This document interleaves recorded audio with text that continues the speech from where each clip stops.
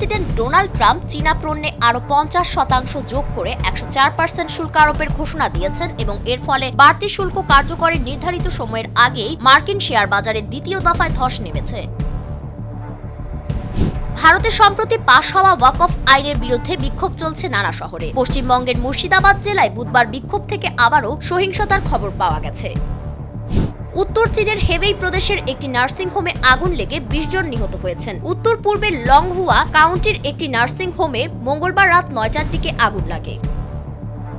1798 সালের বহিঃশত্রু আইন প্রয়োগ করে ভেনেজুয়েলার গ্যাং সদস্যদের বিতাড়নের ট্রাম্প প্রশাসনের পদক্ষেপে নিম্ন আদালতের দেওয়া স্থগিতাদেশ তুলে নিয়েছে মার্কিন সুপ্রিম কোর্ট। এতে অবৈধ অভিবাসী বিতাড়নে যুদ্ধকালীন বহিঃশত্রু আইন প্রয়োগ করা যাবে।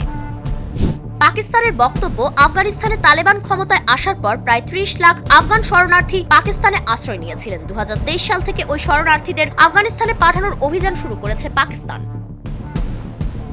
পল চেম্বার্স নামের ওই মার্কিন নাগরিককে থাই রাজতন্ত্রকে অবমাননার অভিযোগে গ্রেফতার করা হয়েছে। পল উত্তর থাইল্যান্ডের নরেসওয়ান বিশ্ববিদ্যালয়ে পড়ান।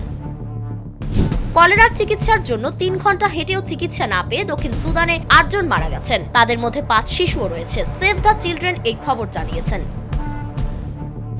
1 দশকের বেশি সময় পর ঢাকা সফরে আসছেন পাকিস্তানের পররাষ্ট্র সচিব। আগামী 17 এপ্রিল দেশটির পররাষ্ট্র সচিব আমনা বেলুচ ঢাকায় পৌঁছাবেন। ভারতীয় স্থল শুল্ক স্টেশন ব্যবহার করে বন্দর ও বিমানবন্দর দিয়ে বাংলাদেশ থেকে তৃতীয় দেশে পণ্য রপ্তানির জন্য বাংলাদেশকে দেওয়া দীর্ঘদিনের ট্রান্সশিপমেন্ট সুবিধা বাতিল করেছে ভারত।